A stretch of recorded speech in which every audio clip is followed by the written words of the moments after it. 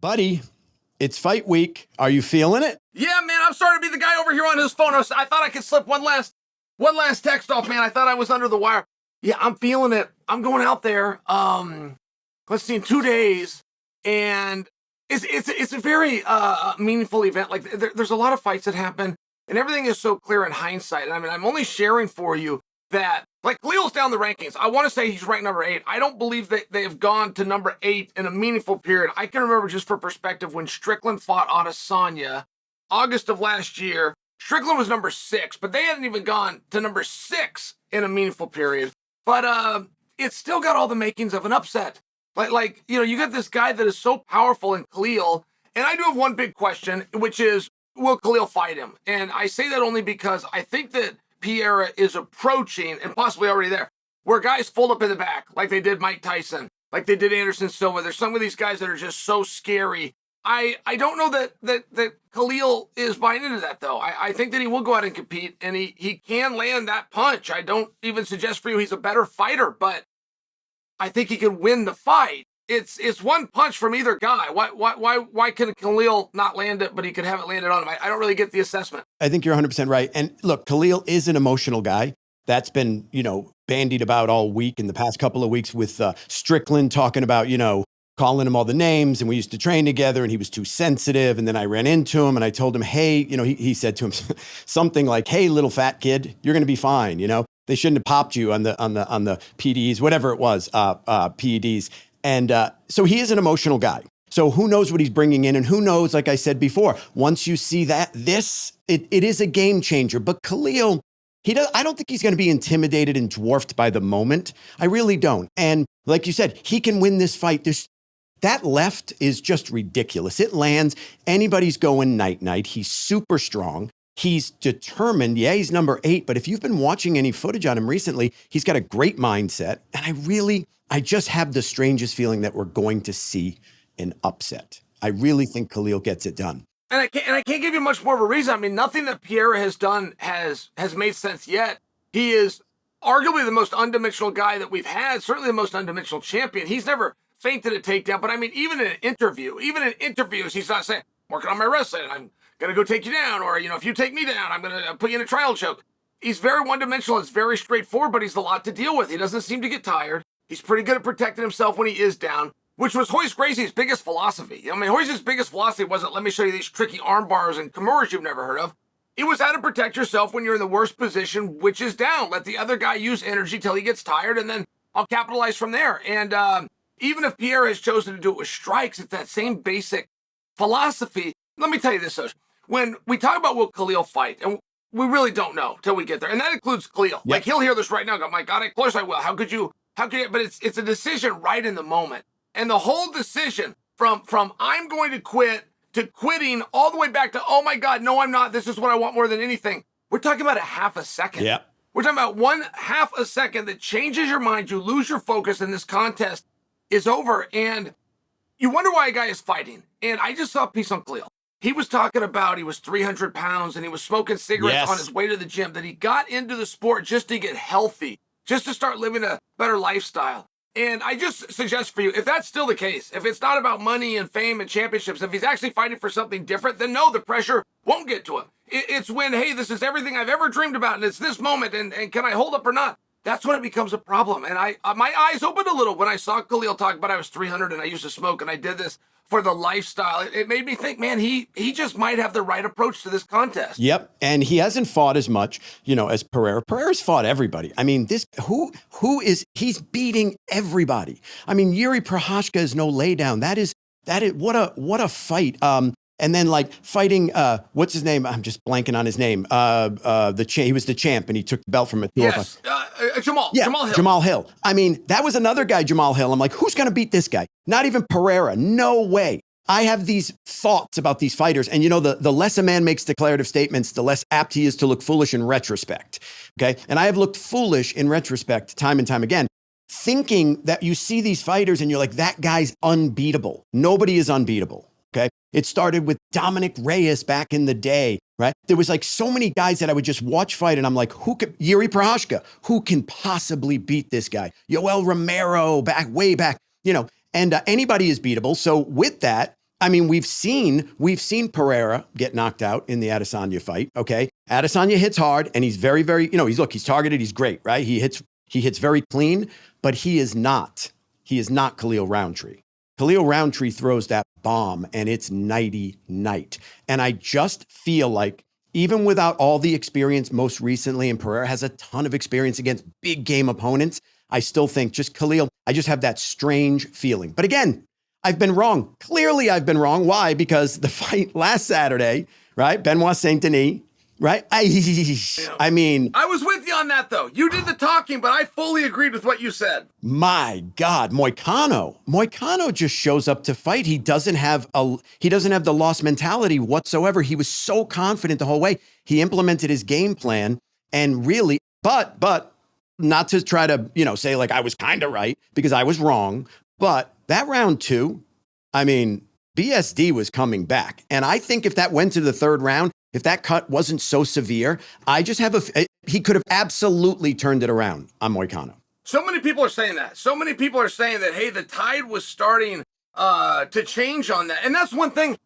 When Moicano came out so hard in the 1st round, when you try to get a guy out of there, and it's an old Mike Tyson quote. People have credited me with it because I said it on the Joe Rogan program. I stole it from Mike Tyson, which is simply, if you look for a knockout, you will not win a decision, which is to mean you've got X amount of energy. If you try to use it all right here, but it doesn't succeed, as the night goes on, it's going to go bad. And I would think a guy like Saint Denis that's jumped out of helicopters with people shooting at him, I would think like, a little adversity isn't something that he could overcome. And I also saw that, man. I also thought the tide was turning. And when the referee decided to stop that, I thought, well, Moicano got away with one here. Yeah, he got away with one, and it was really close because I think it was Bisping said, when the doctor came in, he said, if that's a French doctor, this fight is continuing.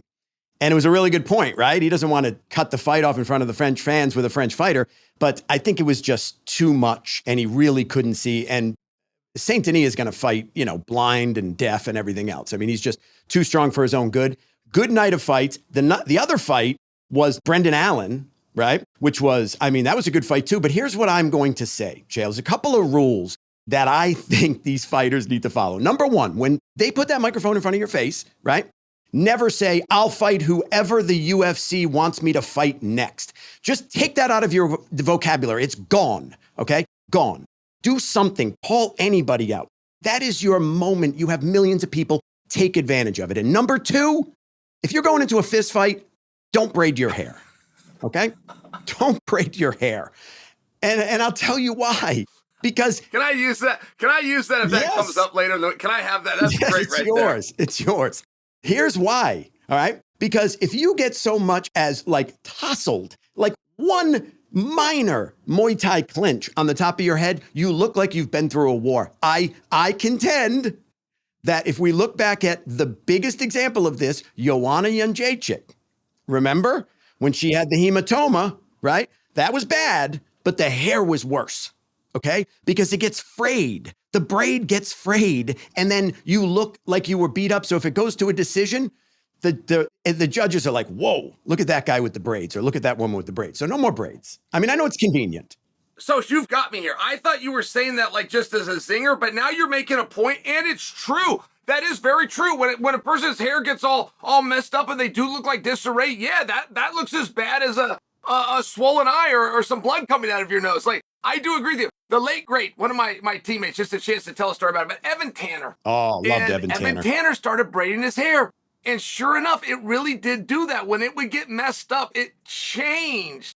It did change how you look at this. And there's so many judges that go off of the basic like playground rule of, well, whose face is worse? Whoever's face is worse lost the fight. You know, some guys will box, they'll just be like screwing around. They'll have this pinky out. Do you ever see them do that? They're like screwing around. Well, and that's a real thing, and that came from reform school. My coach, Clayton Hires, was in reform school, and he told me when those guys fought, the rule, and everybody knew the rule, is whoever bleeds first loses and the fight's over. So they would grow their pinky nails out. Oh. Then if they ever got in a fight, they would just try to cut the guy. They would just try to scratch him. The rules of the reform school before he ever got there, and to this day, according to him, is whoever bleeds first, that's when the fight gets stopped. And by the way, he also loses. Little fun fact for you. Fun fact, another fun fact, when they put their hair down, you look like you're throwing bigger punches. Clay Guida. Clay Guida, right? The hair's going all over the place. So every time he throws the hook, it's, and the judges are like, whoa. I mean, he just looks, he's windmill. He looks badass, right? Brendan Allen, after the fight, he took the braids down. I was like, who's that guy? I literally didn't know who he was. He looked like a different person. And speaking of the pinky thing, I'm a pinky guy because I'm the guy that can look pretty good when I'm shadow boxing. Then you get a human being in front of me and it's like, wait, hold on. 1 second. Give me a second. But when I was on Fresh Prince, we used to shadow box, still do. Will Smith and I always mess around, right?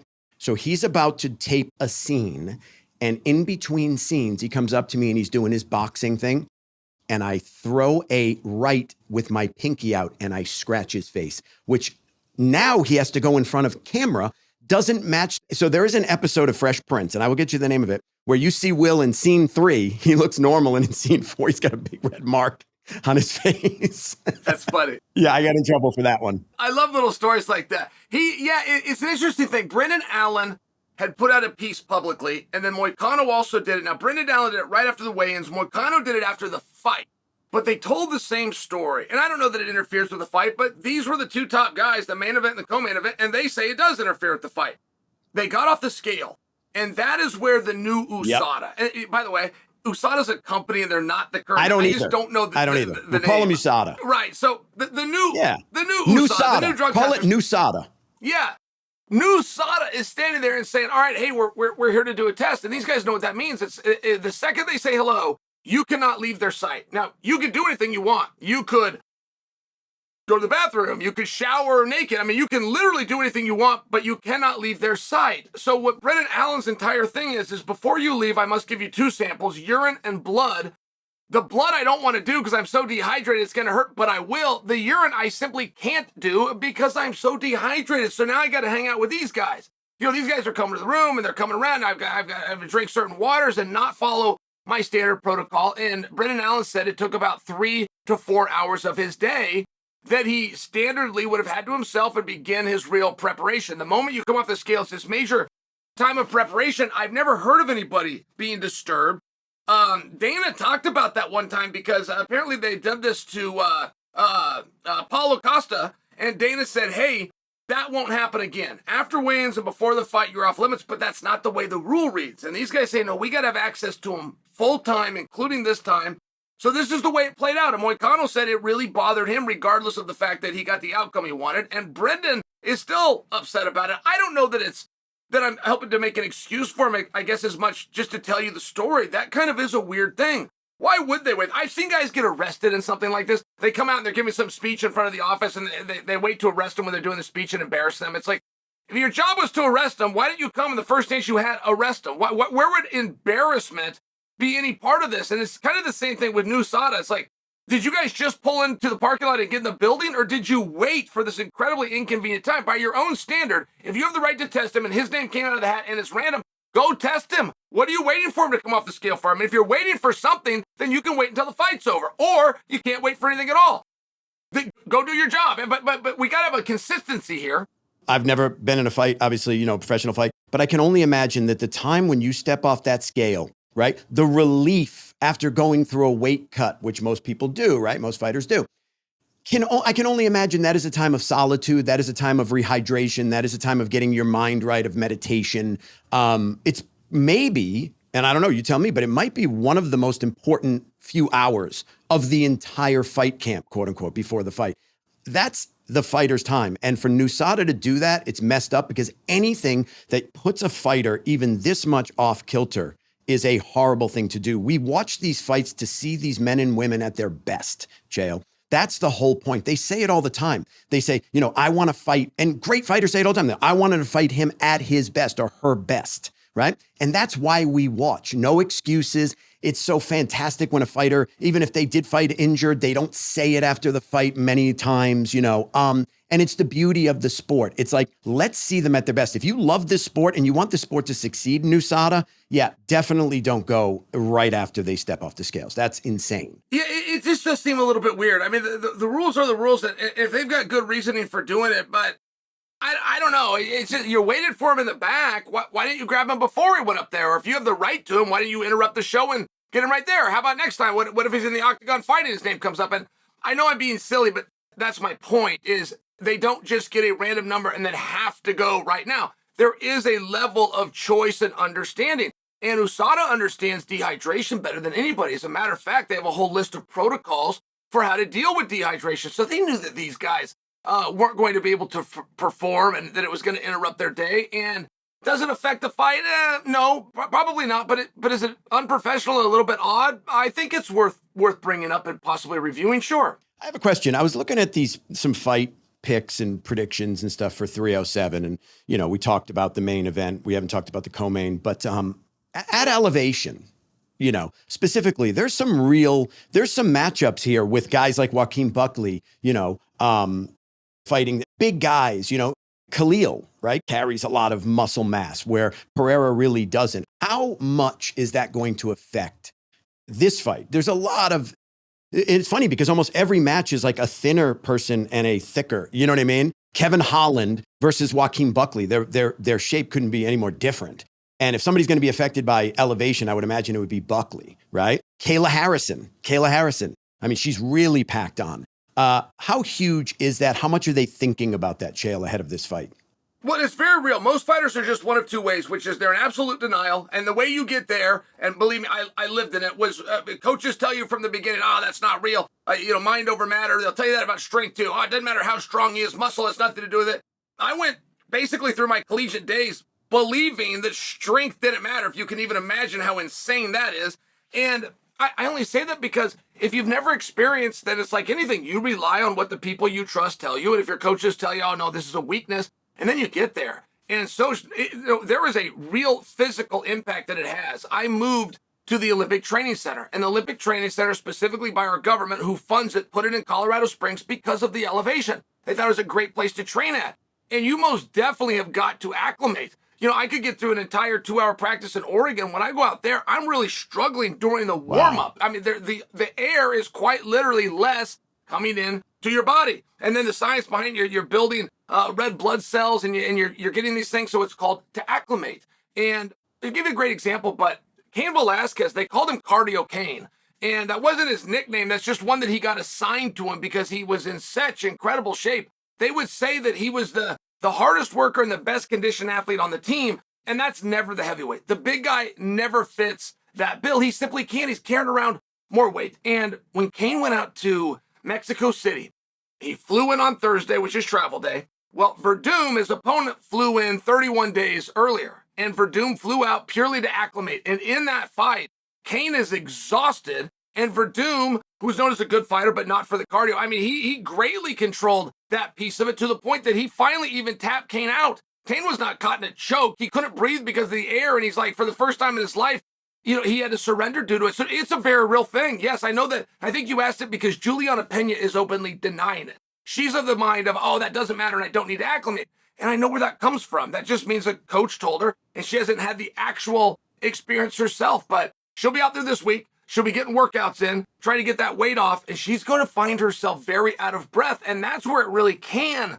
play a head game on you, where you go, wait a minute, can I in fact do 5 rounds? And if so, how hard can I do them? It's a real thing. If you have a chance to acclimate, there's a reason that sports during the Olympics that we spend the money to get our teams to the location and allow them to do that. By the way, I made a mistake. It's Wonder Boy versus Buckley, but still the same point, right? So Wonder Boy is leaner frame and Buckley is really solid because Buckley fought Kevin Holland, and Kevin Holland's fighting on the card against Roman Dolidze, so I just got them mixed up. But nonetheless, those matchups, right? Dolidze's a big guy, fought a weight class up, right? He carries a lot of muscle. Holland's long and lean, Wonder Boy's long and lean, and Joaquin Buckley's stout, So I'm really curious to see how much that affects it. Looking at the co-main event, who do you like in that fight? Because for me, I think Pennington takes it. She's just been more active in her fight career lately. Pena hasn't fought, I think, since I might be wrong, but I think 2022. She had the great performance, obviously, against Amanda, and she's a great fighter. She's really, just the way she fights, even when she beat Amanda, I was like, gosh, at any moment here, she could just go down. She has an odd fighting style.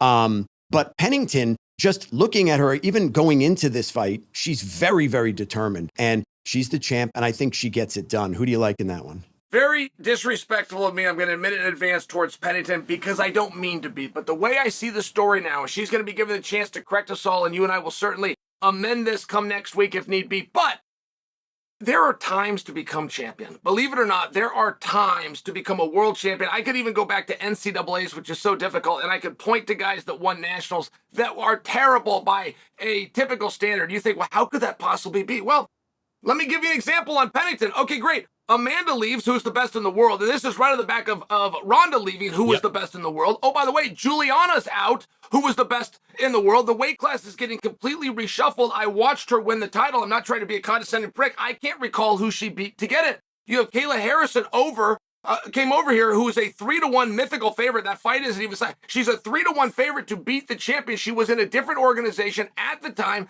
that Pennington won it. So you call it best in the world. I mean, who's right? I think whoever's got the gold belt is right. Pennington's, but the odds makers and DraftKings and Vegas and the MMA rankings themselves don't agree with that. So you've now got Pena coming back, and there is some big questions there, such as, does the acclimation matter? And moreover, you don't get better at something by not doing it, and she has been out for a period of time. She's mentally tough. She's physically tough. She can deal with the pressure. All of that stuff that she had going in to her fight with Cyborg and she overcame, or I apologize, with Amanda, she overcame.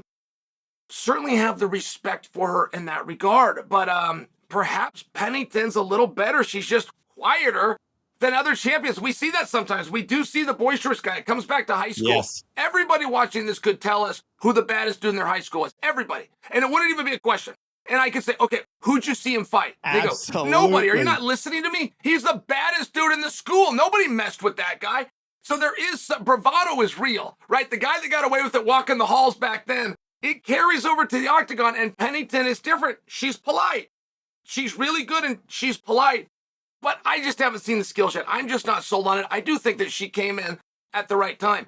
And I don't know that that's fair. My own partner, Daniel Cormier, gets blasted with that he was champion when Jon Jones was out. And it's not always a fair thing, but it is something that sometimes you have to live with, and Pennington's going to have the chance to show us whether it's true or not. 307, elevation, right? Factor number one.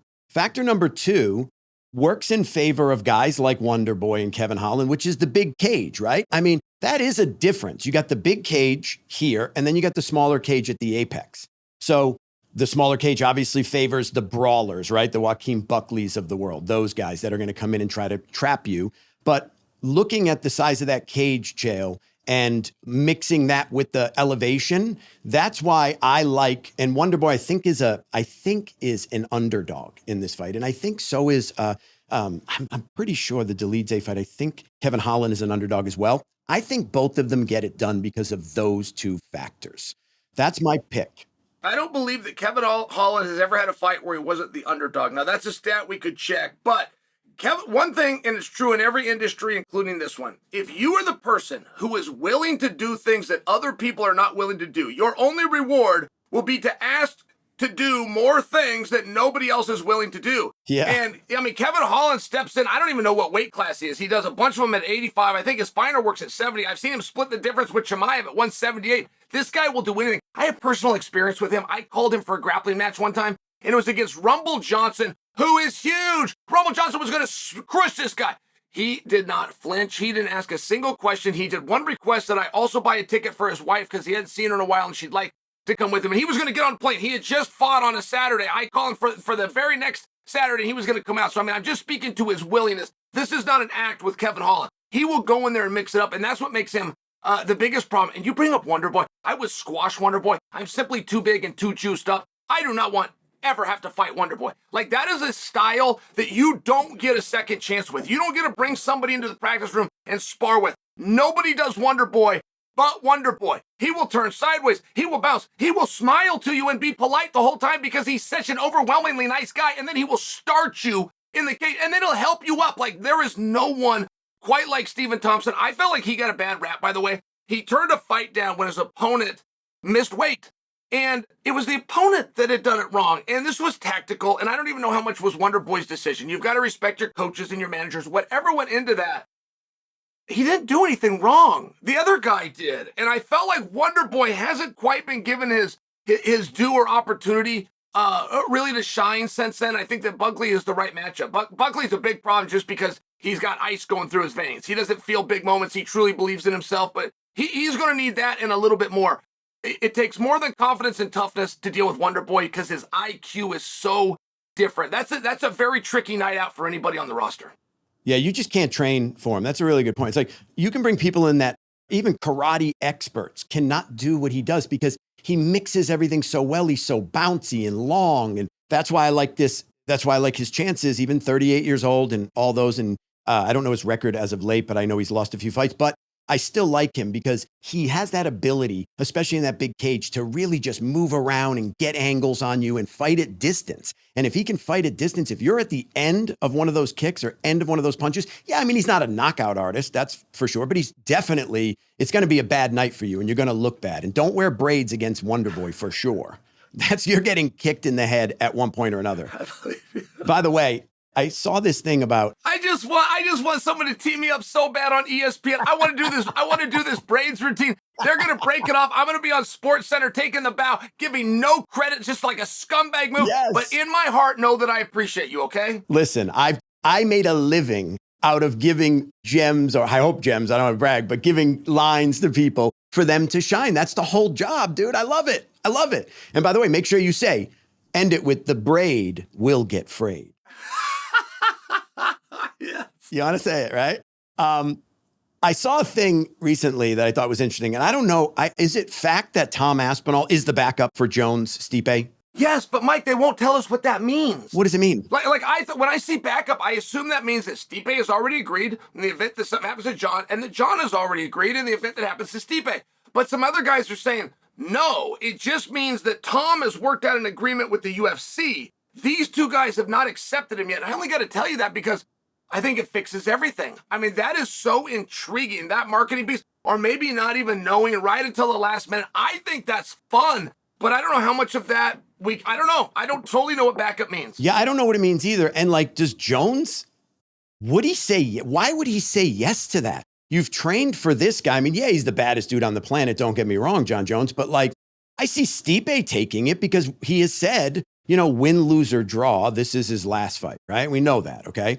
So he's going to take it. Why not go out? I mean, you're fighting Jon Jones. How much worse can it get, right? As far as tough opponents. And I don't think Stipe looks at it that way. But Jones, I just can't see how he would benefit from going last minute. If it is a last minute thing, let's say, day of some injury, some staph infection, whatever, why would you want to then? That's like saying, hey, you're fighting Thor, but the Hulk is waiting for you. You know what I mean? As a backup. It's like crazy. And you haven't trained for him. It's like, wait, what? I don't know. That doesn't make much sense to me. We should clarify what it means exactly. Yeah. And by the way, so it's to play devil's advocate, the other side of that conversation would probably go something like this. I mean, the golden rule, and Dana does this better than anybody in show business. The show must go on, right? He's going to get that fight in the ring. We'll argue everything else later, but the conversation, particularly in the show nerds, is going to go something like that. There is a sold-out arena. I have promised them you. This is the second time I have promised them you. I did everything I could to follow through and get Stipe here. Stipe's not here. By the way, I have an interim champion. If my undisputed champion won't take a challenge, he's no longer the undisputed champion. You're not only not doing this fight, I'm not rebooking this fight, and I don't need to because you're not going to have the belt. I'm going to put it around Tom in front of everybody tomorrow night. I mean, not for nothing, but there is some leverage there that can go both ways. And I do feel that when Dana comes out publicly, whether you and I can fully identify what it means or not, when Dana comes out publicly and we all know 3 months in advance what's going to happen if we have some kind of an event with your opponent, which has already happened once, which means it's a realistic possibility, I think it's pretty hard in the court of public opinion to walk away, even if it was as late of a day as, say, the weigh-ins the day before, which is what the backup fighter is largely there for. If the other guy misses weight or fails to get licensed, I think it would be hard for Jon. And I think if they did take that belt off him and they elevated to Tom Aspinall, I don't know that a lot of people would be crying and defending Jon. I don't know about that. I could have that backwards, but I don't know that that's a game that Jon would want to play because he does care what people think. I don't know. I just think like it's just a really bad situation for Jon only. I mean, that's the one guy. I mean, he can do anything. I know he's very versatile and he can probably switch it up, but I don't know, man. Tom Aspinall, that's somebody you really want to specifically train for and have a full camp and be thinking about. I've seen before, like we've seen people, didn't we see Dana go to Cormier at one point and say that Jones wasn't, right? Wasn't it that? And he was sitting backstage and like really upset over it? Yep, UFC 200, correct. Right, okay, yeah. So like clearly if it does happen, I mean, he was given a choice, right? I mean, I guess you always have a choice. You don't have to fight. But, you know, without a main event, God, if that happened last minute, what are they, I mean, that's just, there's no co-main event that can touch. That would be a big bummer for the UFC and for the fans. So I hope, just because we've spoken about this here before, I would rather, I mean, quite honestly, see Jones fight, you know, I would rather see him fight Aspinall than Stipe, even though I think it's going to be a good fight. So I'm kind of secretly hoping maybe something does happen so we get to see that fight sooner than later. But I would imagine they have to work it out. I don't think Dana's going into this going, well, let's see what happens. Maybe Jon will say yes, maybe he'll say no. You know, they got to have some sort of strict contract deal going into this. I would always think that, or also think that. In fact, I have always thought that. It was just recently Daniel Cormier told me, no, that's not how it works. When you have a backup fighter, that just means that the organization and said backup fighter have worked it out. They've worked out how the licensing will go and what your participation will be. And I've never seen it fall through because again, the element of surprise, if you and I know enough to be talking about it here in October about a fight that's, you know, almost 2 months away, you don't quite get that argument. And then if you're the champion, if you're the main event, if you've been promised, if the audience is there in your backyard, I mean, Jon Jones grew up in Albany, New York. This is in New York. Like I would think there's a number of reasons he'd want to fight. But just to go back to last year, same. It was November. It was Madison Square Garden. It was undisputed title. It was Stipe Jones. Jones is the one that got hurt. Sergey Pavlich was the backup fighter. Stipe showed up and sat in the front row and watched Pavlich fight Aspinall, who had nothing to do with this event until 4 days prior. So it's like, well, wait a minute. If he's the backup fighter and we needed him, why didn't he fight? And we never really given an answer to that, which is why I don't really have clarity on it. But then again, I thought the interim championship, and by the way, I'm well aware in this sport we will fiercely adhere to the rules that we make up as we go, but I also thought that the interim champion, at a minimum, made you a number one contender. But our interim champion defended against somebody else, Curtis Blades in this case, oh, and by the way, is now in a backup spot. So I guess I don't know what backup fighter means, and maybe I don't know what interim champion means. I don't think I know what anything means. I know this. I know this, right? Don't wear braids. And number two, it's weird every single time. I know I'm just taking a left turn here, but it just hit my mind. It is weird every time when Bruce Buffer comes up behind the referee and sticks his arm under with the microphone. Can we admit that's strange? Yes. Can we just yes, I mean, like, can. How did that start? Like, he can't hold a mic. He's got to touch both fighters. At one point, Bruce was just like, you know what? I'm just going to do it. Yeah. I'm just going to stick my arm underneath your arm and hold the mic. And they were like, that sounds weird, Bruce. No, it's fine. We'll do it. Well, I wonder that too. And was that in rehearsal? Like, was that on the fly and Bruce came up, you know, behind it and the guy realized, because in boxing, they used to lower it, if you'll recall. They would lower the mic and then the guy would kind of lean in and speak and they raised the mic. So yeah, when Bruce came under him, hey, Bruce is so much fun. There is nobody that is more comfortable in their skin. He will get in there and start warming up and doing things like this. Yes. The crowd used to tease him on jumping around and doing a 180, which he like tore his knee on doing one time. When they were teasing him and making memes, he acted like he didn't know he was being teased, that they were being sincere, which to this day, I don't know if he doesn't know he's being teased or this was his way of countering. All I know is he now brags about it. He calls it the 180. It's his move. He hits it every time. Oh, I love the 180. It's great. You can never let him see you sweat, and Bruce never does, man. That is a consummate professional. Consummate pro. By the way, if you notice, like I play poker. Okay. I'm a big poker player and Bruce is a huge poker player and I see him a lot at my tables and we talk and there's nobody that loves being Bruce Buffer more than Bruce Buffer. Like he is fully in. Like, I mean, he is that guy all day. He'll say things at the poker table like, and he took it down on the river. You know, like he's doing his voice. He's all too happy. If somebody comes up, like, you know, we know celebrities. Look, the Undertaker, when he saw little baby Chael Sonnen, right? And he wanted to talk to him. And the Undertaker was like, not now, kid. I'm in my method moment. I'm in my bad guy moment. Bruce Buffer, you could go up and say, hey, we're having a party tonight. Could you just do your Bruce Buffer voice for my buddy's birthday? And he'll do it like on someone's iPhone. He is absolutely Bruce Buffer 100% of the time. And when he jumps, you know, it's time. And he jumps off the ground. Like UFC 150, he was like this. UFC 306, he's down here now, but he's getting some air, but you know, he's getting older, right? So the jump's getting lower. The turn is getting a little slower. But if you ask Bruce, he's in his prime, and Bruce was the king of the drive-bys, meaning Like we would go to the fights and we'd be in the front, and I was lucky enough to sit there because a buddy of mine, and Bruce would just come by and he would do a drive-by. This is Bruce. He'd come by and he'd say, hey, what's up, guys? By the way, just got this new bracelet here. It's a chunky gold bracelet. What I like about it's not too gaudy. Literally the gaudiest thing you've ever seen. Chael, literally, you could not get gaudier if you tried, okay? And he'd come by and he would go, I like it. It's not too gaudy. And, I got it at Jacob the Jeweler's. And then he's gone. There's no more conversation. He came to tell you how awesome he is, all right? He stopped by to let you know how awesome his bracelet is and how awesome he is. Good night, fellas. I'll see you the next time I have something to brag about, right? But he does it he's such an endearing character. You've worked with him a lot, right? Did you work with him on the movie at all? Did you work with him on Boom? Because he was in there. Yeah. Fun He's guy. Fun. Of all the things he does, and you'd be surprised how many businesses Bruce Buffer has his hand in, but he does the suits, those ridiculous suits he wears.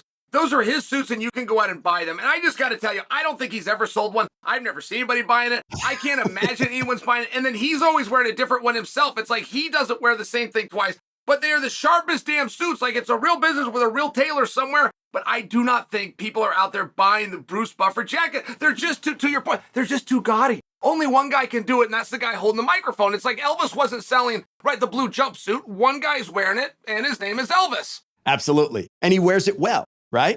Elvis wore it well. I would look ridiculous if I put it on, right? We wouldn't look good in it. And Bruce Buffer, if I ever wore that jacket, I would look stupid. But if Bruce Buffer doesn't wear that jacket, if Bruce Buffer shows up in a solid blue suit, who's that guy? He has built a brand, and he has built it in the shadow. A lot of people don't know this. Michael Buffer was the big buffer. You know what I mean? There was no Bruce. I remember when UFC came out and Bruce Buffer, I'm like, oh boy, this is like, step down. No. Let's get ready to rumble is a thing. I mean, it's still there, but it's a thing of the past. Bruce Buffer, he's the guy. So good on him. He's got to talk about a self-belief. If Bruce was a fighter, he would be the equivalent of Sean O'Malley right now going, I beat Marab. You know what I mean? Like he can't lose. There is no losing. He doesn't have that. He's just he just loves, like I said, he loves being Bruce Buffer. I've seen him lose pots in poker, making the wrong decision. And he's like, yeah, no, I had him. And I'm like, what? He had you the whole way, But Bruce's like, yeah, no, I like when I beat you in that other pot. And the guy's like, I beat you, And I just love watching him. He's fantastic. Oh, he's great. He got in a fight with a UFC fighter. I think it was Frank Trigg, but it got a fight with a UFC fighter. And Bruce won, according to all the guys who were there. Now, it was a half a second fight, but either way, Bruce is the one that went. I mean, those are the rules of the street fights, right? You might not like the rules, but he touches you and you don't touch him. I asked Bruce about it because Frank Trigg's a straight up rough guy. Yes. Bruce, what happened there? And Bruce said, well, Frankie just kept poking at me and there was people around. And of course, that gets under my ego like anybody. And Chael, I couldn't control it. All of a sudden, my street just came out. My street side just came out. Like, what street? You live in Malibu. You're blocked from the beach. You surf every morning at 8 a.m. What street side? I don't have to know what street side. Just like you don't need to explain that the watch isn't gaudy, right? Yes. It was awesome. I'm grateful that I had that moment with Bruce, and I'm grateful that he believes he has a street side. By the way, you said Elvis a minute ago. I have to tell you something because I can't quit watching this. Somehow something came to me on YouTube, however that algorithm works, but it was two guys screwing around that kind of got caught on film. But it was Elvis and Sinatra in the same thing. And it wasn't just candid. I mean, it was planned, but I'm just saying it was a one-time deal. They clearly hadn't worked this too much. Sinatra sang some Elvis. Elvis sang some Sinatra. I'm not sure who was better. I will tell you the alpha of that situation clearly, though, was Frank Sinatra. It's an awesome piece. If you ever get a minute and you just type that in, it'll pop up and you'll watch it 20 times like I did. Wow, that's something I'm definitely interested in. Frank Sinatra, another guy who had a presence, right? Like wasn't the biggest guy. Yeah, he had some mob connections, which probably scared people. But you get the feeling that this skinny kid from the mean streets of New Jersey somewhere, right? Really can scrap, and he was kind of a badass and he carried himself with that thing. And I love that. I love that about Bruce. And I love that about guys like Frank Sinatra, like twig skinny, but he's the type of guy you're going to get into a brawl. He's going to back you up. It just seems like he's that guy. So I have a question. You say about the YouTube sent you something, right? And these weird things come to your YouTube because of algorithm. I agree with you because you sent me something that had come to you. And it is one of the craziest things I've ever seen. What was that? Explain Okay, that deal. so as best I can tell, and I watched this piece, I sent it to you hoping you could give me something, but you hadn't seen it before. I even went to the comments to see what the people that knew what this was. So if the people can picture it, I believe the establishing shot is a ring. If not, they're on a stage, but I believe, and you got two guys and you got a referee. Okay, great. We've seen this before, but and it was set up similar to slap. But when Dana does slap, there's a thing in the middle, there's a table. There's no such thing. There's just air in between them, which is good because they're not slapping. When the thing starts, the guy kicks the other guy straight in the nuts, and he lets him. Just like the slap, he lets him kick him in the balls. Then it gets returned after you see the grimace, after you see the pain, however the referees are scoring this thing. I don't know how you put the ad out in to get the very first show. The UFC is guilty of this too. To get the very first show, I don't know what you advertise. I don't know how you got the audience in or how you got these competitors to agree to fight three men with no rules in one night. Like, I don't know how, but it's what I'm thinking when I watch this. I'm not at all interested, or is this a sport, or what this is, or is that guy's balls really hurt? What I'm interested in is, how did we get here? What were you told? and when you were told you were going to do this, because I see an audiences out here, who did you tell? Who did you tell to help buy tickets and bring it? Is your mom here? Is your dad here? How did you explain to them what it was you were going to do? And I don't really know. And should a guy not go down? And it turns to the judges. Who explained to the judges what to look for? And how did the judges explain to you what they were going to look for? Like, the whole thing organizationally is interested. And every time I see one of those, the guys are now fighting in cars, and some of them have to be seatbelted. And then you got 4-on-4s over in Russia, and this weird stuff's going on. I always wonder, is this a work? Is this just the new pro wrestling? And on this particular clip, I do not think so. I believe they played a game of kick 'em in the nuts, and somehow somebody won. Dude, how did you get there is the best question ever. Like, how do you tell your parents, hey, you know how you wanted me to go to Harvard, right? But you also said you wanted me to commit to sports. You remember, right? You remember, Dad. Competition builds character, Dad. Remember? Well, I joined an organization. This is a let me finish moment where, you say it and you got to go, let me finish. Because when you start with, I'm going to be in an organization where I get kicked in the balls, there's no good answer from any parent, from any friend. And they're very young. That's how they got there. They don't understand, perhaps, the importance of their balls. Like, and I know that sounds nuts but nuts. Dude, you said nuts. Listen, I did say that. They look like they were having a ball. By the way, hey, think about getting into the ring. Like, when you get in the cage in the UFC, you know how they do the show me the mouthpiece, hit yourself in the cup?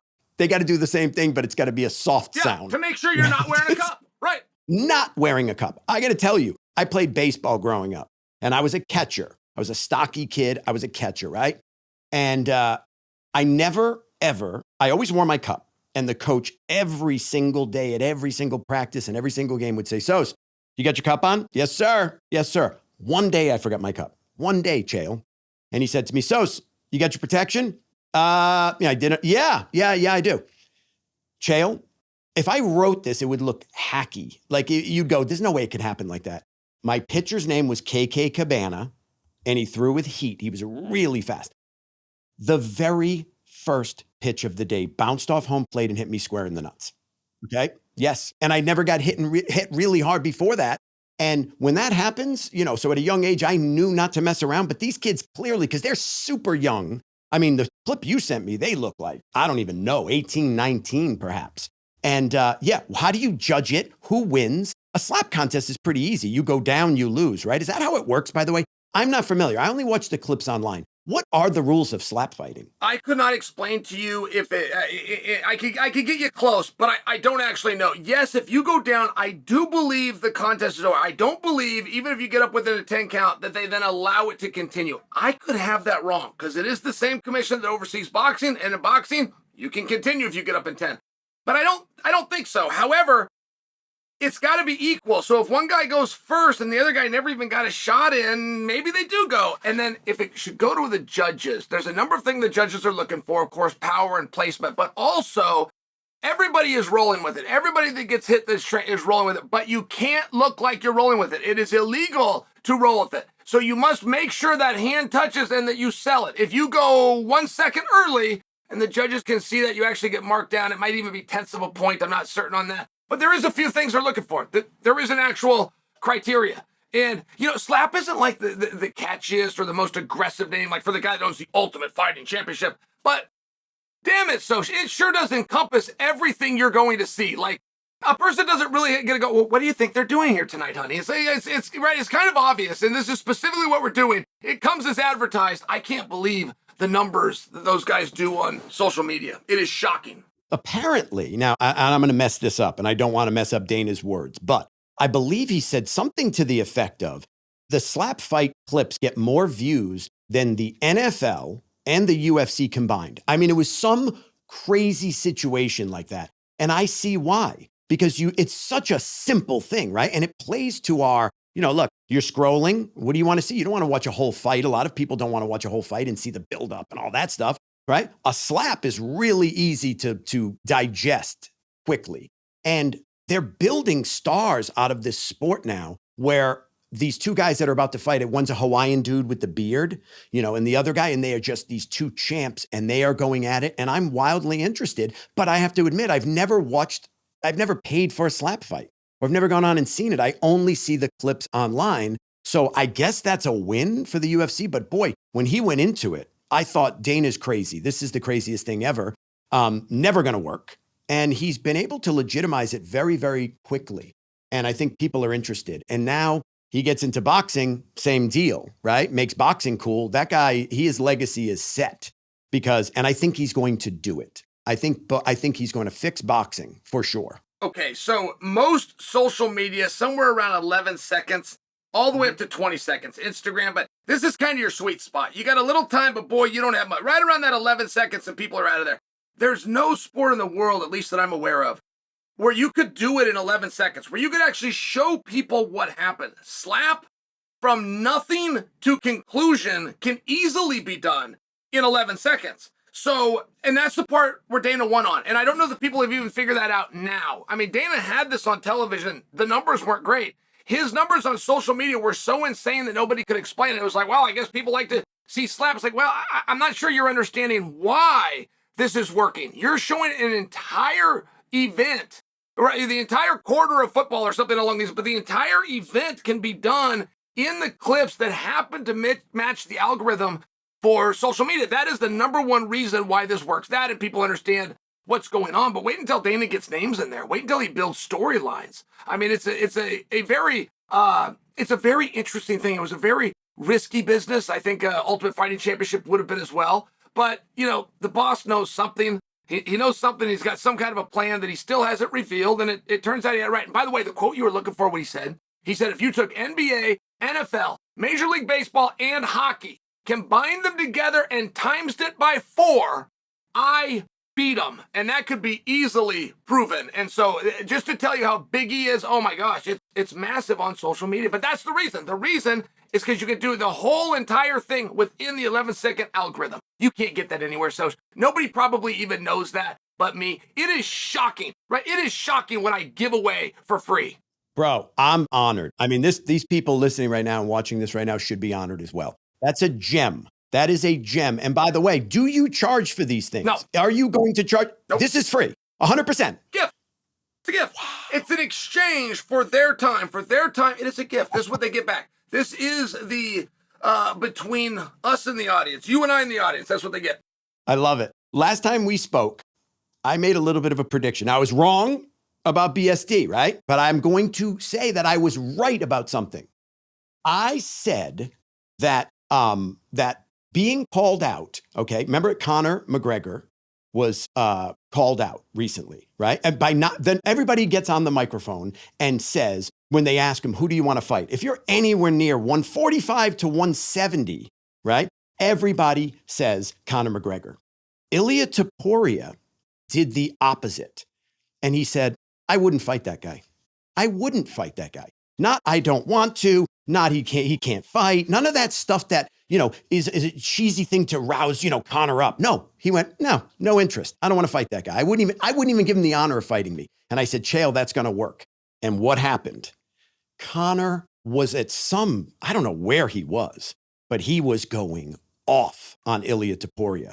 And by the way, Conor had a few drinks that night, okay? And it's bad because he uses the word feel instead of fool, right? When he calls somebody a fool, like, he's pissed. And he said it a few times that night, and he was buzzed, and he was going off on Ilia Topuria. And I'm like, Topuria's plan worked perfectly. Yeah, they're different weights, but you never know. There could be a catch weight. Ilia could go up, whatever. Okay. But he got Conor on that one. And Conor showed it. He was screaming. I don't know. I didn't even understand half the things he said. I don't know if it's the Irish accent, it's the Irish whiskey. Something was going on there, and he was really pissed. So good on you, Ilia Topuria. That is smart marketing. That was a smart start. Now, when Conor comes at him and he's hot, as soon as Ilia accepts the fight, Ilia loses. Mm-hmm. The fight can never happen, and as soon as he accepts it and he shows that he would in fact like it, that's where Conor gets him on his knees like everybody that's come before him. Which is why it is so important that Ilia stay disciplined and just continue to dismiss him. I have no interest. He doesn't do this anymore. I fight top guys. Right. He's a has-been. It's just important that he stay on that. And what a reverse of positions that Ilia, to your point, and you did call that psychology did really get at Conor. And I saw Jake Paul was teasing Conor. That thing that Conor was doing that you're talking about where he said this to Ilia and he said other things, there was some kind of a weird backdrop, whatever studio is in. And then he was cutting promos while clearly under influence of whatever he's under the influence of. It was weird. It actually wasn't good. Most Conor things are really good. This was weird. What was that? Is that a new something? Did he do someone a favor? And what happened there? I don't know. It looked like some sort of live Instagram thing, maybe. Okay. And because it looked like he was looking at comments. I think he was responding to people's comments online. And he was saying, we're going to do that. And we're going to be the biggest about it, whatever. So, and then it got to somebody asked him, I believe, about Ilia. And he was like, slap that Phil, blah, blah, blah. And he's going off and going crazy. And he was buzzed for sure. And he was pissed. But I don't know. It's a weird format. Conor shows up in the weirdest of places. Like I don't have him figured out. Like that guy there's 5 Conor McGregors. You know what I mean? There's just too much media on this guy.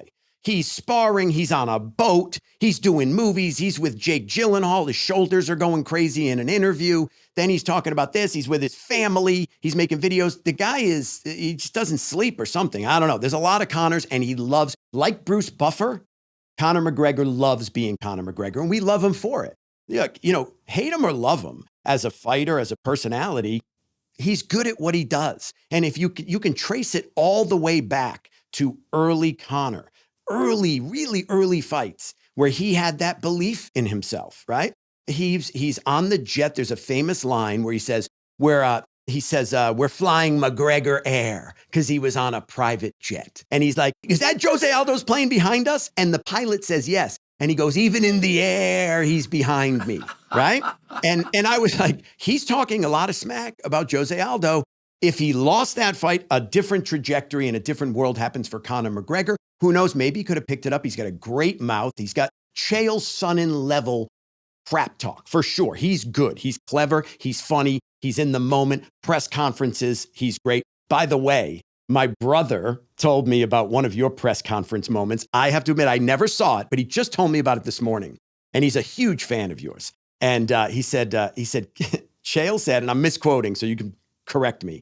He said, Chael said something like, they were talking about who his next opponent, your next opponent was going to be. And you said, you can bring anybody you want, Joe. Just don't expect me to bring them back. Send anyone you want, but don't send anybody you want back. Oh, buddy, boy. I was on fire back then. I got to tell you, Soch, I'm not that angry person anymore, but I also can't really remember what it was that made me angry. Like, nothing had happened to me. I didn't have one of these tough luck stories like other guys, but I really did feel it. I woke up every day like I was aggrieved, and it was so hard to get out of bed because of the training that we had to do, not to mention cannibalizing your body to try to make the weight class. I mean, it was so incredibly, depressingly difficult. But what got me through it was I had that genuine anger, and looking back, I don't know why. Like, I had that anger towards Anderson Silva. I had a picture of Anderson. I put it in my shoe, so every time I took a step, I was walking right on his face. He never did anything to me. He gave me an opportunity. But I truly believed somehow, and I really have tried to spend some time thinking back going, am I forgetting something? Did he do something? So I don't quite know where that comes from. But the Conor, by the way, when Conor was cutting that promo, somewhere he weighed in on Tyson and Jake Paul. And Conor did actually say something in spite of the booze and cocaine that I thought was a fair question. He said, how did these guys get Dallas Stadium? And I am wondering that too. I mean, it doesn't matter if you Groupon tickets or if it's $10 or a can of soup gets a kid in free. It doesn't matter. 80,000 people are not parking at Jerry World, which is shockingly inconvenient to watch a painfully boring card known as boxing for two guys that aren't going to be competitive anyway. We might not know who's going to win, but we know it's not going to be a good match. And it is stunning. I like that Conor said it. I thought it was a good point. How in the hell did these guys get Jerry World? Yeah, it's 80,000 seats. I mean, that's just a lot. That's a lot for the UFC. That's a lot for anybody to fill. And, but look, they probably, even if they don't fill it, there's lots of ways to say it was sold out. There's technicalities in the way you shoot it, you don't include the top, sections and everything. But I do think, Chael, that we are constantly underestimating people like Jake Paul, right? With his sort of reach and the idea that people are just talking about it's at the tip of their tongue. And I think for young people, especially if you're anywhere near the area and you can see it live, you're going to go. Yeah, on paper, it's a 58-year-old guy. It's this, it's whatever. It's not a real fight or whatever you want to say. But the power of Jake Paul and his promotion, especially as it gets closer to the fight. You want to talk about a guy, like he fought Tyron Woodley and the press conference face-to-face, Ariel Helwani was moderating, I believe. And it's some of the best talk I've ever seen in my life. It made me go from not very interested in the fight to extremely interested. Jake Paul is a salesman, and he's really good at what he does. I know a lot of people want to hate, and especially because he's fighting Mike Tyson, and Mike Tyson is near and dear to our heart, and you want to hate him, but I think love him or hate him, people are going to show up. I think we're going to be surprised, Chael. Yes, it's a hard sell, and 80,000 is a lot of seats, but I've heard people say, this can't make money. A mutual friend of ours, like, it's not going to make any money. Nobody's watching. They're not selling pay-per-views. So maybe that's why it's on Netflix. Who knows? But I am gonna say here now that Netflix will release some algorithm numbers, and I think it's going to do way more than we even anticipate. I think the world is watching this fight. I think so too. And it spans generations. Sorry, Jeff. It even spans generations, right? It gets people that are 60, 70 years old that were young men and women when Tyson was fighting, and it gets the people who watch the Jake Paul fight anyway. I just don't see who's not watching. Who's not watching this? Yes. Oh, no. It's going to do crazy numbers. To put in perspective for you, to use the most recent example we have, but when Mike Tyson fought Roy Jones Jr., that was on a brand new network. Nobody knew how to find it. I mean, even me, I'm over. I got people over. I'm trying to figure out. We couldn't figure out how to buy it. It still did 1.7. That is to explain on a one-off that nobody knew before. They had to educate themselves. They had to care in the first place. They had to sit down and do it. I mean, 1.7 is so wildly successful. So yes, Netflix will be watched. There's also a misconception. You're seeing guys like Nate Diaz and George Masvidal fought, and the company goes out of business because nobody watched. Or Tyson Fury and Francis Ngannou fought, and good thing it was over there where they're burning money because nobody watched. It was a bomb. It's like, well, hold on. There's actually a misunderstanding there. Not a lot of people bought on pay-per-view. Millions of people watched it. That's one of the great things that Dana has that he never talks about. He has an infrastructure for security. He gets robbed too, but he gets robbed far less than everybody else. So yes, people will watch those two for sure, and it will do crazy numbers. But to put in perspective for you, when Tyson did fight with Fury, it was a 17,000 seat venue, and they had under 11,000 people in there. When McGregor fought Mayweather, which is the most lied about that I've ever witnessed in news, it was not even close to sold out. And it goes to the biggest fight of all time, and it was completely sold. I was there. When I tell you it wasn't close, thousands of people under the 13 that was possible. And I only share that yes, the ticket's different. Yes, the gate's different. Jerry's World is a pain in the ass. Okay, McGregor and Mayweather at least fought in one of their backyard, which is the fight capital of the world. These guys are in Dallas. It took me a half a mile. I went to a WrestleMania there. It was a half a mile walk to get to the concession stand and then another half a mile back. It is insane. I'm just telling you, people from Dallas are not huge boxing fans, and the ones that do go, and there's a good number, 80,000. 80,000 is so ridiculously high, and that's where I use the example, even if you want to give tickets away. People are not coming through that hassle, parking, getting golf carted in, waiting in lines, getting patted down through security with the new checks that they have. That's my prediction. I just don't think they are. And I do think there's ways to make it look better, which is to get people that do care. And there's a lot of them. There's a good 10,000 of them. As opposed to dropping your ticket prices, basically giving away, begging on radio stations, 5 for 1, come pick them up. You got a school or a community. Come down here. We'll give you sets of 25. to try to fill 80,000. It just seems like a big chunk to me. God bless the guy that did it. I'm just with Conor on that. It seems like a massive confusion. How did you get Jerry's World? Dallas, like you said it best, it's really not a fight town. I don't even know one fighter from Dallas. No. Philly, put it in Philly, man. Put it in New York, put it in upstate. Find a thing up there. Mike Tyson goes back to his roots, right? Goes and visits the place where he grew up and trained with Customato, right?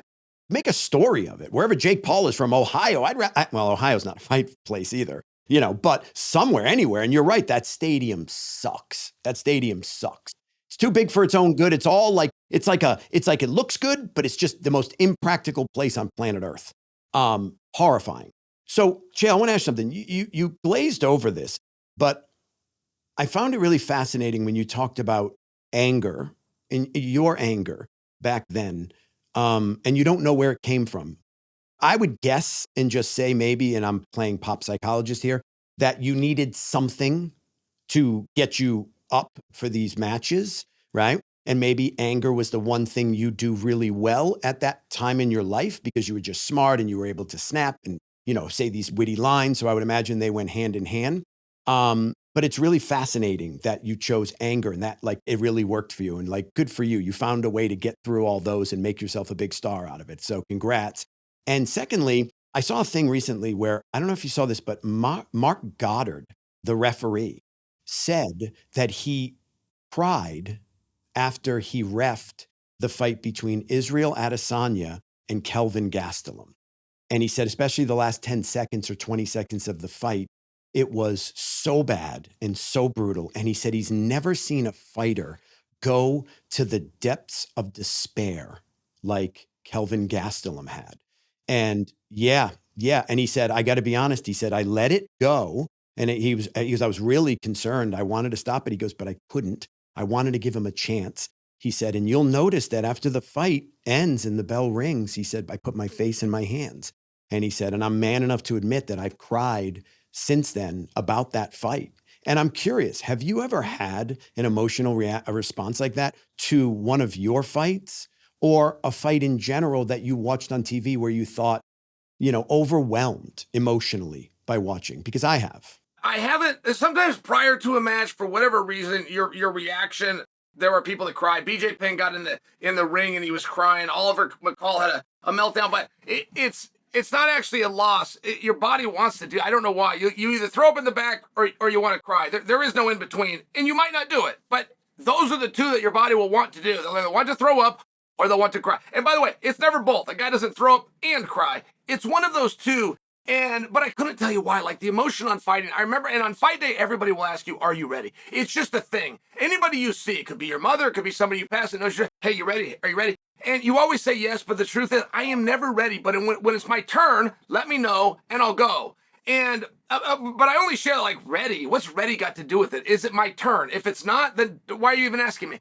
And I share that because the emotion is very tough. Some people will say, are you excited? Are you looking for? And you always just say yes, just so that they stop. Yeah. But it's not exciting, but it's also not scared. It's an emotion that I can't explain. It's a combination. I've had this talk with other fighters just to try to think of how to verbalize it, but it is an emotion in and of itself to be going into something like that, where you for sure are getting damaged. You for sure are going to get hurt. You might hurt him more. You might win, but just the environment as a whole. And it's one of the things that really separates the fighter from just a local tough guy. A local tough guy is spontaneous. And there isn't time to sit and think and worry or to plan or prepare or strategize. Whatever you might do, there isn't time. It happens right now. Well, it's that time. It's that agreement and then actually making that walk. That's a pretty rare thing. And it does create an emotion. But no, I couldn't say that I've cried. I've felt in certain fights where I'm such a fight fan because I'm a fan of the fighter, the fighting spirit. It speaks to everything. It's why I like poker. Poker represents life. You can win a hand when you actually are supposed to lose, right? If you can find a way to reposition things, right? And tell your story in a different way. That's where bluffing comes in, right? So that represents life, and nothing, in my opinion, represents life in general than those 3 to 5 rounds in a UFC fight. You are going to be brought to places many times where you are, you want to quit. You want to stop. Do you have what it takes? it's a beautiful thing, and it's never lost on me as a fight fan. I don't watch for the brutality. I watch because of the story. I watch because I'm a genuine fan of fighters and the fighting mentality, yourself included. For me, the two times when I felt like this is really hard to watch was the Joanna fight. You know, the Joanna fight, she's just really tough and almost too tough for her own good. And the worst moment in UFC history for me was Tony Ferguson was getting beat on the feet. Oh gosh, and I'm forgetting. It had to be Gaethje. Justin Gaethje. What's that? Was it Gaethje? Justin Gaethje. Justin Gaethje, right. Tony Ferguson, before that, I remember they released a photograph of his last 6 opponents and their faces, like Cowboy Cerrone, before and after the fight. And Tony Ferguson put damage on so many people. He was so elusive and he was really hard to hit and he came at you from weird angles. And here was this Superman. It's like seeing your dad get beat up. You know what I mean? Like, and he was getting beat up. And there was one point in the fight in the last round where he was getting beat so badly that he stopped and he, like, you know, like a dog will, like, you know, like he just, like, and the blood went everywhere and you could see the look in his face. He wasn't going to stop, but he should have stopped. And those were the only 2 times. Other than that, it's pure enjoyment. But yeah, it's emotional. And Mark Goddard crying is, you know, it's not something I laugh at or think, what? You're this big, tough guy. You're in there. They're fighting. They're supposed to be in there. They signed up for it. No, I don't believe that at all. This is an emotional sport, and it's why we love it. It's all about emotion. It's all about selling the story. It's all about, can this guy get there? Can this guy's skills be that guy's skills? And sometimes it gets emotional. Sometimes you're cheering, and other times you're putting your hand over your mouth, and it's why we love this sport. Goddard's the best, by the way. I mean, Goddard genuinely cares, and that's one of the points that you're making right here. He's involved with that beating that Kelvin's taken, or even the beating that Israel took a little bit less of. But, you know, he's the one letting it happen. He's right there, and I could see, you know, to find out that he cares that much. And people don't, they don't care about how much you want, how much you know. They want to know about how much you care. I like that story from Goddard. I appreciate that. I respected it before you tell me it, but I like him even more now. Yeah, me too. By the way, another another situation. I admire Kevin Lee a lot. I don't know if you saw recently. He's trying really desperately to get back in the UFC. And he's fighting in smaller promotions. He said, I'll go on the Contender Series. What do you think it is about somebody like Kevin Lee? He's not past his prime. He's a very good fighter. He's put on good shows. He's fought good guys. But for some reason, he just can't seem to make it back to the big show. What do you think that's about? He's so incredibly likable. Yes. The curious case of Kevin Lee feels personal. It feels like someone somewhere, it's like, hey guys, if we could just sit and talk about this, I believe without even knowing what's going on that you misunderstood Kevin, because he is such a nice person and he loves to compete. He works really hard. And I can't imagine what happened. When he was getting his comeuppance, I was part of it. He came out to Oregon. He had bought his own plane ticket out here. He came and sat in the studio with me. And at that time, there was only about 3 or 4 voices in our sport. Now it seems like everybody's got, whether it's social media or something, but everybody's got a little bit of one. But when he left me, he got on a plane. He went right to his California at that time to sit down with Joe Rogan. And my point is, Kevin had put his own media tour together. He wasn't getting that push from that arm of the UFC. So he got out his credit card. He put a plan together, got out his credit card, and he went and did it himself. And when his plane touched back down, he had a call for a title fight. And that is 100% true story. He's the one that went out and created that media, created that buzz, got him that fight with Ferguson. And I do imagine there was a renegotiation at some point. And I do imagine that Kevin Lee wanted to state all of the things that he did and why he would like to be compensated. And I'm guessing right now, but it just feels personal. It feels like it's somewhere along the way, they found him to be unreasonable. And the moment they had to release them, they did, which generally isn't how it works. You get to lose 2 or you get to lose 3. Kevin Lee had one bad performance, and he's had outcomes he didn't like, but he performed really well. And they were excited, even some were fight of the night. He had one bad performance. However, he changed weight classes for his first time ever, and he came in off of a torn ACL, which, by the way, before he got repaired, he offered to go to Russia and fight Islam on that torn ACL. And Islam's Islam now. He wasn't back then. He was just as good, but people didn't know him. And that's what a team player Kevin Lee was. And I felt like that was maybe the part that was misunderstood or people didn't quite pick up on. Like, Kevin did not deserve to be cut. That's just the truth. Yeah, he didn't deserve to be cut. And I think he still doesn't deserve to not be included. And it seems like in the story that I read, and, you don't know news sources, et cetera. So I want to give that, caveat. But but he's trying. And to me, like, look, I'm in a business, Chael, where everybody wants in, right? And there's only so many seats at the table. It's just the way it goes. And you see people, if I had a nickel for every wannabe actor that I know that wants it, Chael, more than anything in the world, all they want to do is prove to the people back home, to the naysayers that told them they were crazy, that they were moving to LA to become an actor. Just like when I said I was going to try to be a writer, everybody's like, you're crazy. You're fueled by that. You're fueled by the love. You get bit by the bug. It is no different for fighters. Fighters fight. I think it's hard for many people to understand regular, quote unquote, non-fighter people, because like, why would you want to get punched in the face? But when you have that bug and you have that love, it is just a sad situation when someone is not able to do it and exercise what they love. It's a harsh fact for many because they simply don't have the ability. Just because you want to be an actor, if you're not a good actor, you're going to have a really tough go. And same with fighting. But Kevin Lee is a good fighter. And he's got a great mentality. He knows how to sell a fight. He's a family guy. He's likable. And you said it, had to be something personal. And I agree. Somewhere, somehow, information got back to the matchmakers, okay? Oh, he didn't want to do this, or maybe, I'm not going to do that, or I need this opponent, only this opponent. Something pisses somebody off really high up, and then you are done because nothing else makes sense. They are literally the bouncers at the nightclub telling Kevin Lee, you're not dressed appropriately. You cannot get in. And I hope that I'm not the biggest Kevin Lee fan in the world, but after seeing this, I really hope he gets his shot. I hope he returns to the UFC and wins. I really do. Yeah, I really hope that too. And the one time that he didn't fight to his ability, he was coming off of an ACL. They gave him a straight up hammer, and it was at a weight class he'd never been. I keep going back to that. It's just generally there's grace shown in those types of situations. Jon Jones was hurt, by the way, a lesser extent, but still very serious. They kept his belt. Just for example, they kept the belt, they kept his placement, they waited for him.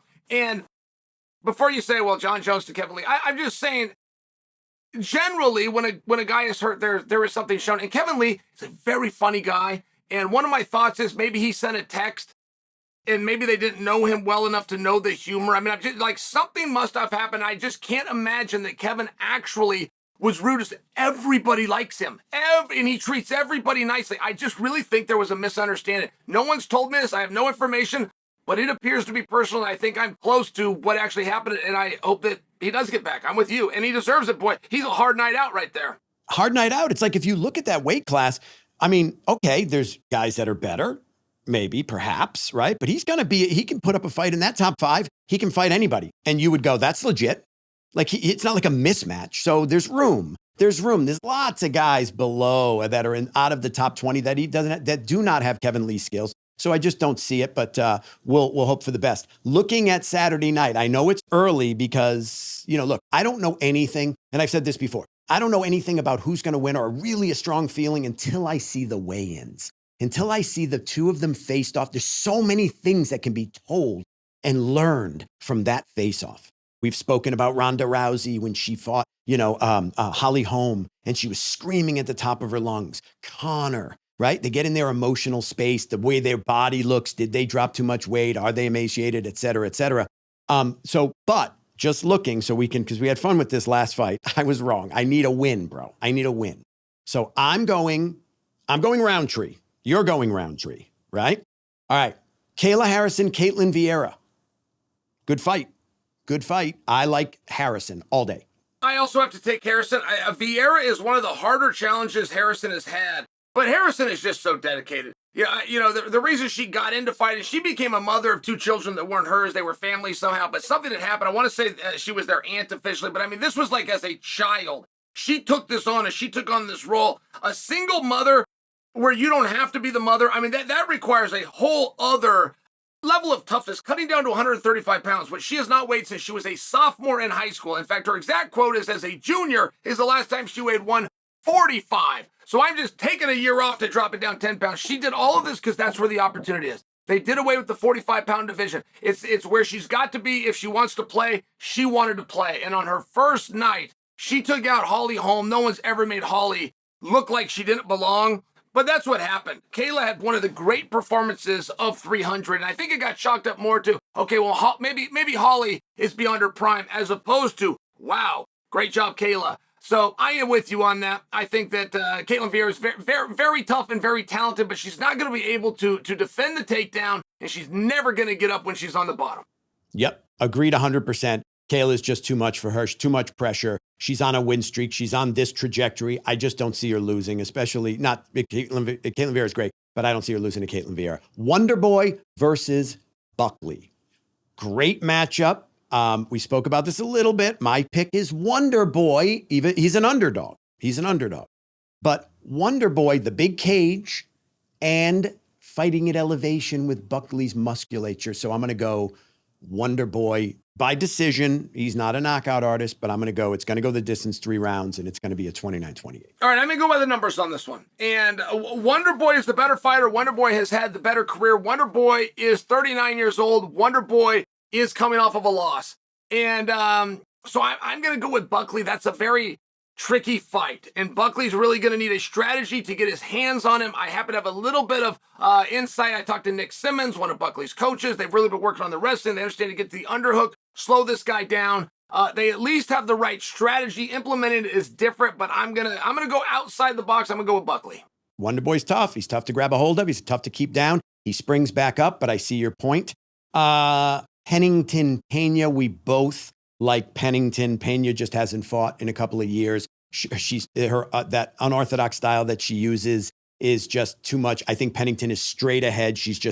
Rocky Pennington she's Rocky, right? She's just straight ahead. She's tough. She's strong. She's not taking no for an answer. I think she overwhelms her. I think it goes the distance, but Pennington. Okay, sure. And I'm actually going to take Pena. Now, for me to have that, I need a couple of things to happen. For example, I believe Pennington's single best performance against Pena's single best performance. I think Pena has had the better performances so far. That's not how this game is played, but just to start with that, I do have concerns about Pena being off and not acclimated. I do. However, there is something special about being naive. There is a real advantage in not knowing what you don't know. And if she gets exhausted out there and this thin air is real, but she never tests that theory until the actual fight, meaning she doesn't know going in, she could push through it.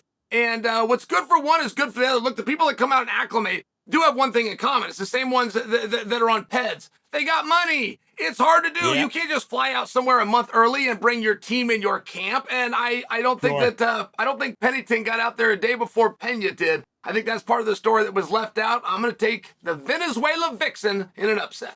I love it. Now, by the way, Pennington lives, I think, right? Elevation? I think she lives in Colorado. I think. Is she in Colorado? That'd be helpful. I think so, Chael. So I like my pick there. All right, we'll see who wins. Lastly, and by the way, Jose Aldo's fighting as well. Mario Batista. Let's talk about that real quick. Mario Batista's surging. He's young.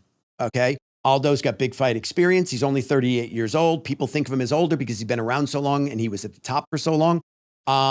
I'm going to go with unconventional wisdom here and go with Aldo. I love Jose Aldo. A lot of this is just personal and me wanting him to win and me wanting the older guy to stop the younger guy, the guy coming up. But I mean, he's Jose Aldo. At the end of the day, he is now, always will be Jose Aldo. This kid Batista's tough, but and he's won a lot of fights, most recently especially. But I'm going with Aldo out of pure because I love him. I also take Aldo, and I will also admit that I'm a little bit drunk on the nostalgia. That's true. But the last time Jose fought, which was his return to the UFC, and it was a deal he never could have got except for they were in Rio. There was political, geographical, locational reasons that got him that contract, and he looked awesome. He was doing all the same combinations. He's finishing, going to the body, chopping the leg. I mean, he's got a combo, and he's quintessential for it, just like Frank Yeager had this one specific combo, but he does it all night, and he will do it to absolutely everybody, whether they know it's coming or not. He was fast. He was spry. He looked strong. He was in great shape. I really believe that Jose is going to beat him, and it's not just that I hope he does, and I will admit to that because of the era, but I think he's going to. They could have taken Jose and given him a title shot against O'Malley, and nobody would have complained. Everybody would have understood it after he came back and all the things, resting on his laurels and all of that. So I'm legitimately taking Jose Aldo. Beautiful. Love that. Okay, we agree on that one. Lastly, Kevin Holland versus Roman Dolidze. Good matchup. right? Roman Dolidze's he beat Anthony Smith. He fought a weight class up. He's a tough guy, man, but he's packed on the muscle, right? Holland's fast, bigger cage. Same with the Wonder Boy theory with Buckley. I like Kevin Holland. Again, he's another guy that I just root for. I've seen him in fights where he was getting taken down. I don't remember who he was fighting, but it was at the Apex and he was getting taken down and he was talking to Khabib, who was like commentating or sitting with Dana or something. And he was like, how do I defend this? How do I do this? Like, you got to love a guy that does that in the middle of a fist fight, right? We've seen him surprise us time and time again. He's been in wars. He's really just a tough guy. He's a tough kid. He has will. He has heart. He's long. You don't want to be at the end of his punches and kicks. Big cage. I'm going with Kevin Holland. I think he's an underdog too. I have to check, but I think he's an underdog. And I like Kevin. I don't believe Kevin's ever had a fight where he wasn't the underdog. I believe that is a literal statement. He only takes ones where he's up against it. And generally it's over someone like Roman that's a straight up gangster that doesn't have a lot of fans. And people don't know a lot about. That's the one guy that the name guys try to avoid. Now, I'll share this with you. There's many stages to fighting, and you're going to get your experience. You got to get your conditioning. You got your strength, and you got to get your team around you. You get your diet under control. You got to try to get a contract, which is the political side. Try to get a little rest somewhere in there. Learn how to grapple. Learn how to submit. I feel like Holland's done all those things, but the one thing he has not done that he has shown is learn how to win a fight. Yeah. And there's a lot of guys that are be like that. I mean, Not the wrong. Diaz boys, who I couldn't be any closer with, but will argue from their backs round after round, I won that round. It's like, hey guys, I'm not against you. I can only tell you the rules of the sport and what the judges have so aggressively and openly told us they're looking for. That doesn't win a round. And I feel like Kevin Holland's the same way. When there's 30 seconds and you're behind, you got to come back and steal it. When there's certain things you have to do tactically to show a real urgency, that is the only weak spot that he has. He doesn't seem as though he's yet learned how to win a fight. Definitely good enough to win fights. He's definitely tough enough. He's definitely experienced enough. But if there's anyone that will just give it back, use his energy at the wrong times, not pay attention to some of the signals, such as the 10-second timer, it's Kevin Holland. And for those reasons, I got to think the odds makers have it right. I'm cheering Kevin Holland, but I am picking his opponent. Okay, you're a Dolidze, I'm Kevin Holland. We have to come up with a way. Chael, we got to have like some sort of punishment. Whoever loses, right? The most fight. Sure. We got to figure this out. I like that. It's got to be something fun. You're on ESPN and you got to say Soccio 3 times. I don't know. I like that. I don't know. If I have to go do something silly and record it, I'm willing to do it. We'll figure it out. We'll figure it out off camera. And we'll talk about it next time and see what's what. But we got to make it interesting, buddy, because we agree on a lot, but we also don't agree. So let's see what's going on, because we've both been wrong so far. You know what I mean? I think you did pick Benoit, didn't you? Or am I wrong? I did not. I stayed out of it, but I was with you. Not only was I taking Benoit, I thought it would be pretty easily. Yeah, I had that way wrong. Yeah, like I said before, you see these guys and you just go, I have this habit of falling in love with fighters early, right? Right now it's Peyton Talbot. I'm like in love with that kid, his skills. He is just so good. And I'm just like, he's never losing, right? I just see Chiwewe, the kid did Chiwewe, right? Rosas Jr., right? I'm like, I watch him fight. I'm like, okay, that kid's not losing for a long time. And then you see him at the Sphere and boy, he was getting it. I mean, he won, but it was close. And you go, okay, he's not invincible. Like I said, I did it with Dominic Reyes early on. I did it with Yuri Prohashka. There's been lots of guys that you just go, wow. And the sport no longer allows for that. Back in the day, if you really loved a fighter, if you were a Randy guy and a whoever guy, you know, they could win many, many fights and just keep going. GSP was just running through people. Khabib really is one of the last of those guys. I guess maybe Islam. I don't know. Who is the guy, right? Jones. But beyond that, these other fighters, that next tier down, there's just no saying that this person is unbeatable and they're so great and they're going to run through the division. Everybody's better now. And everybody's learning. They came up on MMA. It's just different, Chael. It's different. They didn't come up with one discipline. A lot of these younger fighters, 25 years old, they started with wrestling and jiu-jitsu and stand-up. So is that the reason for it? Has things just gotten closer? Because as a bettor, Chael, as a guy who loves to gamble, I used to bet the UFC fights. And Chael, I've put, and this is not an exaggeration, I put $20 on a 9-fight parlay and won like 2,000. Like, it was crazy. I've picked 7, 8, 9 fights, pretty consistently. And then I would up it and I put $100 and I'm like, this is the easiest thing in the world. And I have to admit, lately, I'll go 6 for 7 in a fight card or whatever, but it's just not, that's the best case scenario. And I've lost quite a lot and I've not called these fights right.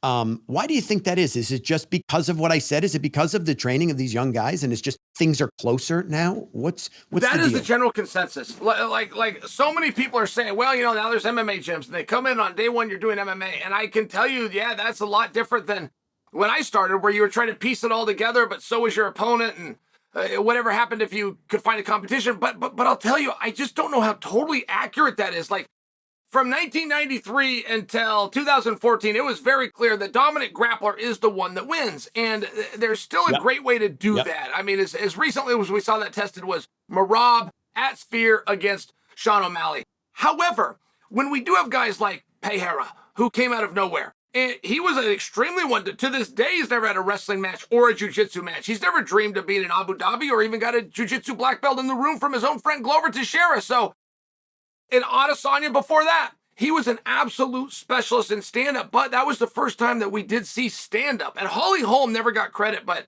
after Maurice Smith, Holly Holm was the first, and there was over a decade, to shear that back and say that, the stand-up guy still has an opportunity if they're willing to work hard enough. So I do hear that about MMA, but I don't know how much I've actually seen it yet. Jon Jones was not a specialist. I feel like if we go through the gears, Dricus du Plessis was on the South African national team for wrestling. Like, if we actually go through it, I don't know that it's factually correct. I do know the general phenomenon is, that it's an all-around sport now, but I don't know if the champions prove that to be true. That is a phenomenal point, bro. I have to admit, because as much as I wanted to believe, and maybe I'm looking for excuses why I lost these fights or why things are getting closer, the dominant, right? I mean, you said it best. Alex Pereira, he's a one-trick pony on paper. He shouldn't be winning the way he's winning. And he's winning. And he's winning. And he's winning decisively against guys that are really well-rounded. Great wrestlers, great jiu-jitsu guys, legit black belts, et cetera, champions, right? Weight classes above, et cetera, Jamal Hill. Yeah. I mean, that's a really, really good point. But to this day, Merab, another good point you made was about Merab, because at the end of the day, if you can pressure somebody and get underneath their punch and give them a hard time against the cage and on the ground, you are probably going to win the fight, especially if it goes to distance. Statistically, yep.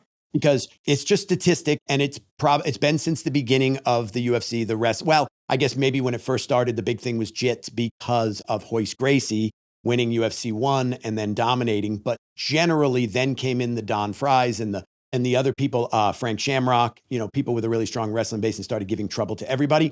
Yeah, it's really, really interesting. I guess I'm losing maybe because the matchmaking's better now too. They used to have, you would see fights and you'd be like, oh, what? You brought up Evan Tanner. There was guys, Evan Tanner fought Rich Franklin back in the day. You were like, oh my God, there's not even a competition. He is going to win. And you could put the money on it, even if they were a major favorite and you were going to do well. That Merab fight continues to fascinate me, the O'Malley fight. O'Malley continues to fascinate me with his response to it. The fact that he is, I don't know if you saw it, he was playing video games with some kid and they were filming, and they had their headsets on and they were going at it, and the kid was smack talking O'Malley and he was beating O'Malley in the game. He's like 16 years old. He looked young anyway. And he goes, yeah, okay, just like you lost rounds 2, 3, 4, and 5 to Merab. Why don't you go kiss Merab's ass again? Whatever it was. And O'Malley goes, okay, actually I won 1, 3, and 5. Like, I love O'Malley because O'Malley went through the stages of grief. He just did them different. Like, O'Malley, like the day after the fight, and by the way, I'm the biggest Sean O'Malley fan, and his coach, I think, is amazing. He caught a lot of heat for what he said to O'Malley in the 5th round. I believe it was the 5th round when he said, this is almost over. And I think people took that all wrong and they wanted to just beat up on Tim Welch. I really thought, I know what he said. When he explained it, it made perfect sense. That he meant, you're going to catch him. Like, don't worry. Yeah, you might be losing right now, but you're Sean O'Malley, bro. You're going to get him. So defending that. But Sean O'Malley going through the stages of grief, but in reverse. Fantastic. He comes out on day 1 and he's like, hey guys, it's not easy to lose, but we did. And I'm going to take it. I'm going to get better. He did that, right? So that was acceptance. You're supposed to stop at acceptance. Acceptance is the last stage of grief, right? And then he did a couple others. And then by day 3, he's like, making fun of him, right? Making fun of Merab's style. And then he went to denial. I won that fight. I'm like, good for you, Sean O'Malley. You know what I mean? You started with acceptance and you somehow wound up at denial. Like, God bless, right? That's a showman. That's a guy that keeps you interested. At the end of the day, he didn't go off and crawl into a hole and become depressed about it. He made it interesting. I want to see him fight Merab again, right? I totally want to see that fight again. And Merab, my first thought when Merab won was, oh God, Dana's having a conniption fit. He just lost his most charismatic champion ever. True, Sean O'Malley's very, very, very sellable and charismatic, but Merab is doing a great job. He did a video where he bumps into a little mini for Lamborghini that looks like Sean O'Malley's and is a stuffed animal of Sean O'Malley. Bro, I never laugh so hard when he's going, brother, hey, son, you gonna be fine? Are you drunk? Are you drunk, son? And he's kissing the little doll. I'm like, okay, Merab, I see you. He's doing a really good job. These two guys, my guess is this is going to turn into a trilogy, especially if Sean wins the second fight. This is a really good matchup. Wrestler versus striker, all the classic short versus tall, super charismatic versus funny and a little strange, right? There's the coaches are involved. It's a great story. It's maybe the best story in MMA. I agree. I think they're having a lot of fun with it. And Merab does not want to fight Nurmagomedov. Sean was never offered an opportunity for a rematch because they said Nurmagomedov was next. I mean, he never even had the opportunity to go, wait a minute. What if there's controversy in this fight, or this is a great fight? Don't I at least get to be considered to be the number one contender for the very belt that I'm showing up with to Sphere? I think the answer should have been yes. I mean, to your point, I like the idea of those guys running it back. I do think that they've made it interesting. I think those things should be considered. There's nothing on paper yet. Maybe we should talk about this. Put them against both guys, like just right now. Early, I know, but just tell me, what do you see in those matchups? Well, Nurmagomedov is the favorite. They've come out, I'll just reference DraftKings on both fights. He is the favorite, and both it's 2-1. I also think that that's right. I think there's a reason Merab is looking at it and saying, no, you haven't done enough yet. You need to earn it. And it's not like Merab's looking for something easy to do. He wants to fight Deiveson Figueiredo. For Merab's first time in his life, he now gets the pay-per-view participation. That only comes in defense of the championship, not the night that you win it. So Figueiredo, for a poster, at least seemingly, would be a lot more helpful to bringing in media and attention than perhaps Nurmagomedov. And I think that Merab's going down the right alley, but those are all compliments to Nurmagomedov. He's that good. He's that much of a problem. He's more likely to take that UFC pay-per-view participation as well as your belt away from you, your 10 or 11 fight streak away from you. And, he's a very tough matchup. He's kind of got labeled a specialist with a Nurmagomedov name and those takedowns, but in his fight with Sandhagen, he had to do a little of everything, and he sure looks good to me. I would also have him as the favorite. Yeah, and Sandhagen's no easy walk in the park. Sandhagen is a fantastic fighter, and he's proved it again and again. I like Nurmagomedov as well against those guys. And it's just going to be tricky. Matchmaking, UFC, keeping the champion, keeping that Merab O'Malley thing going because it's selling. It really is. People are interested. Everybody knows about it. People that did not know the name Merab Dvalishvili or whatever how you say it, now they know it. And I'm hearing it on the street from regular average UFC fans that are not huge fans. They're like, I really like that guy that beat Sean O'Malley. They might not even know his name, but they really like it. I'm getting texts. So you're seeing it's in the air. The buzz is in the air. And I can only imagine the UFC has lots of metrics on these things and they want to keep it going. They want to keep it interesting, obviously. Right? They get in. Look at Pereira. I mean, God, can they sell this guy anymore? How many times has he fought? Sure. 4 years, whatever. What has he been in the UFC? 2 years, 2.5 years? He's fought insane amounts and he's fighting more. And he seems to be like totally okay with it. He doesn't catch a bunch of damage. And it's awesome. And they know a good story when they see one. And they have a lot going right now. Let's see how we do. I'm up for that bet, by the way. We'll have to think on that and make sure it's a little family friendly to bring the audience in. But I'm in for that bet. We'll get this worked out. Done. I will text you something. I will come up with some ideas, family friendly. We'll get it and we'll lead our next show with it. Okay. All right. See you, Mike.